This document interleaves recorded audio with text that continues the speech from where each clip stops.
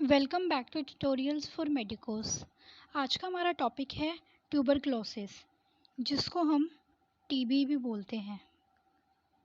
तो ट्यूबरक्लोसिस एक respiratory system की डिजीज़ है।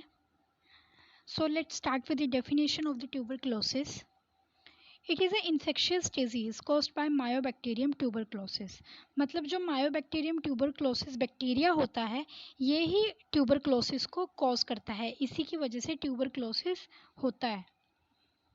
It involves lungs, kidneys, bones, brain, abdomen। जब किसी को भी ट्यूबरक्लोसिस होता है तो ये सारे ऑर्गन्स इन्वॉल्व होते हैं, जैसे lungs, kidney, bone, brain and abdomen। या फिर और दूसरी डेफिनेशन टीबी की क्या हो सकती है? TB is a contagious bacterial infection that mainly involves lungs but may spread to other organs and it is caused by myobacterium tuberculi और M tuberculosis और M tuberculi bacilli। मतलब जो ये बैक्टीरिया है, इसको हम 3 फॉर्म में लिख सकते हैं। एक तो Mycobacterium tuberculosis, Mycobacterium M tuberculosis and M tuberculi bacilli। ठीक है, तो ये एक ऐसा डिजीज़ होती है जो बाकी ऑर्गन्स को भी इफेक्ट करती है, एज वेल एज लंग्स को तो वो करती ही करती है। नेक्स्ट बात करते हैं स्टेजेस ऑफ ट्यूबरक्लोसिस। जो ट्यूबरक्लोसिस है, इसकी मेनली 3 स्टेजेस होती है। तो फर्स्ट है प्राइमरी स्टेज ऑफ टीबी। जो प्राइमरी स्टेज ऑफ टीबी होती है, इसमें जो इम्यूनिटी सिस्टम है वो वीक हो जाता है, और इस स्टेज में जैसे कफ, फीवर, चिल्स, हीमोपेटाइसिस मतलब स्पूटम के अंदर ब्लड आना, weight loss, loss of appetite भूख ना लगना, after 1-2 week of entry of the microorganisms. तो इसमें क्या होता है, एक तो इम्यूनिटी वीक होती है, और ये जो सारे सिम्टम्स होते हैं ये पेशेंट के अंदर आते हैं आफ्टर कितने टाइम बाद, 1 से 2 हफ्ते बाद, जब जो माइक्रो ऑर्गेनिज्म है, जो वो बैक्टीरिया है, वो बॉडी के अंदर एंटर कर जाता है। सेकेंड स्टेज है latent stage of TB. Latent stage of TB में इम्यूनिटी तो स्ट्रॉन्ग होती है, लेकिन जो बैक्टीरिया होता है वो इनगल्फ कर देते हैं macrophages live in the dormant phase. तो इन्फेक्शन इसमें कोई भी नहीं होता है।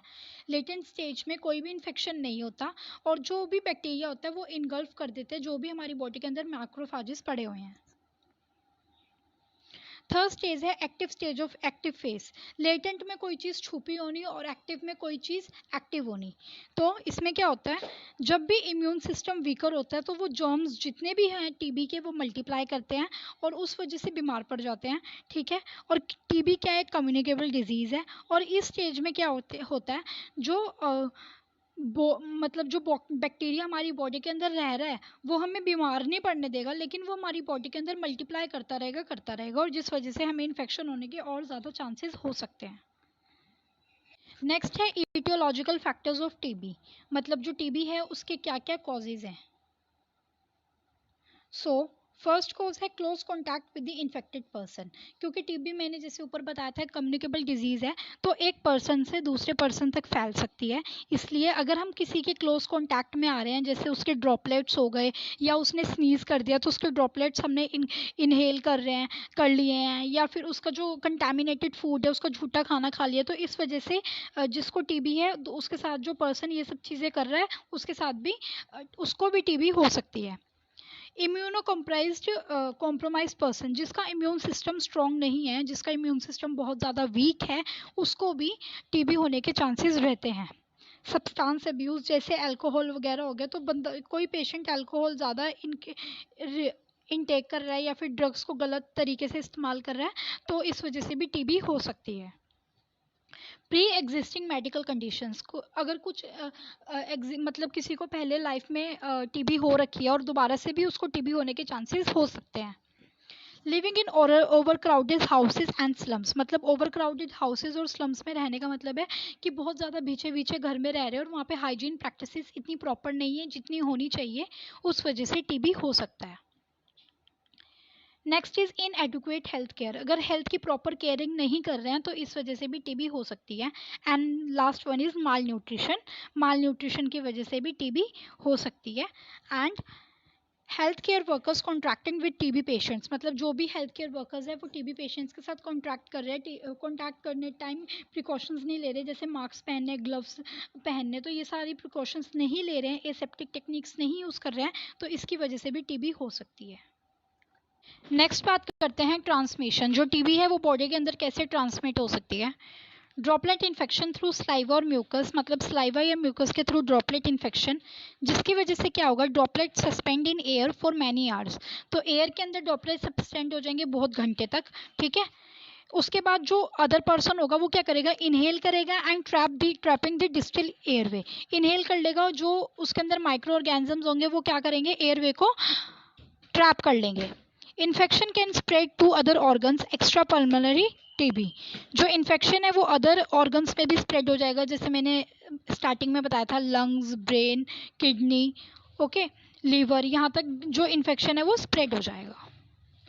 अब है क्लिनिकल मैनिफेस्टेशंस ऑफ टीबी, मतलब जो क्लिनिकल मैनिफेस्टेशंस हैं टीबी के, क्या क्या साइन एंड सिम्टम्स हो सकते हैं।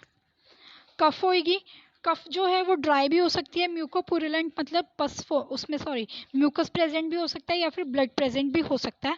और अगर खांसी 3 हफ्तों से ज़्यादा होएगी तो टीबी हो सकती है।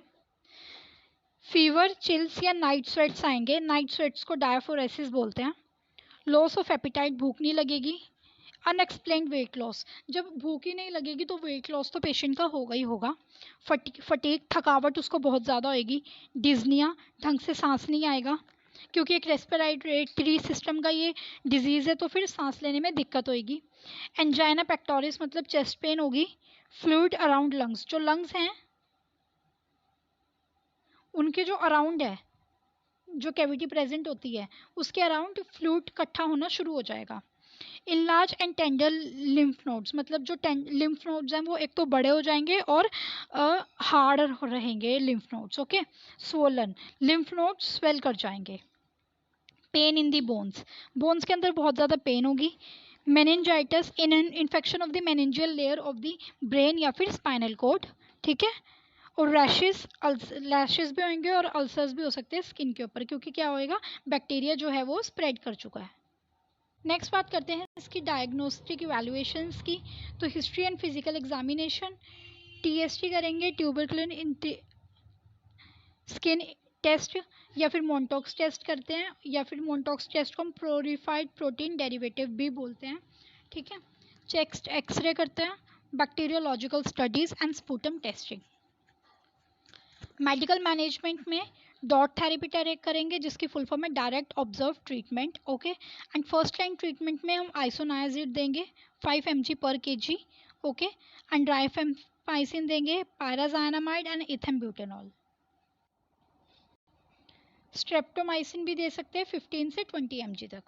सेकेंड लाइन ड्रग्स में क्या होएगा, अगर मतलब जो फर्स्ट लाइन ड्रग, सबसे पहले तो जब किसी को भी पेशेंट को टीबी होएगी तो सबसे पहले तो हम टीबी ड्रग्स देंगे, उसके बाद हम सेकेंड लाइन ड्रग्स भी प्रोवाइड कर सकते हैं, जैसे केप्रियोमाइसिन हो गया, एमिकासिन हो गया, या फिर वैक्सीनेशन पेशेंट को दे सकते हैं बीसीजी, बेसिलस, कैमलेट, ग्यूरिन। और एंटीबैक्टीरियल मेडिकेशंस भी देंगे, क्योंकि बैक्टीरियल इन्फेक्शन स्प्रेड हो रहा है 6 से 12 मंथ्स में। अब टीबी की प्रिवेंशन कैसे कर सकते हैं, टीबी को कैसे कैसे प्रिवेंट करा जा सकता है।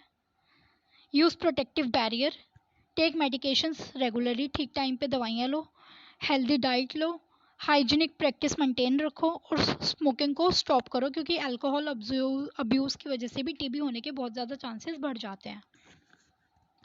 अब है नर्सिंग डायग्नोसिस, इसमें मेनली 3 डायग्नोसिस है, मैंने प्रायोरिटी वाइज लिखे हैं। फर्स्ट है ineffective breathing pattern related to decrease lung capacity, जो ब्रीदिंग फैक्टर है वो बहुत ज़्यादा इनफेक्टिव हो जाएगा, क्योंकि जो लंग की कैपेसिटी है वो डिक्रीज हो गई है।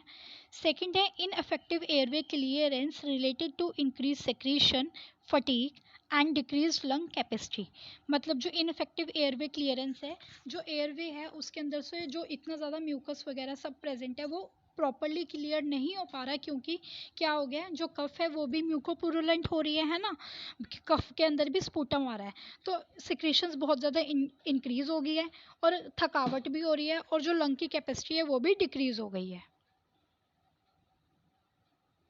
नेक्स्ट है non compliance related to lack of knowledge, मतलब नॉन कंप्लायंस है क्योंकि उसको एक तो जो भी उसको डिजीज़ है पेशेंट को, उसको डिजीज़ के बारे में नहीं पता है, और lack of motivation and long term उसको डिजीज़ हो रही है, तो लैक ऑफ मोटिवेशन, उसको ना ही तो कोई मोटिवेशन मिल रही है कि हाँ भाई आपको ये डिजीज़ हो रही है, ठीक है, या आप ऐसे ठीक हो सकते हो, इस वजह से नॉन कंप्लायंस पेशेंट को होगी।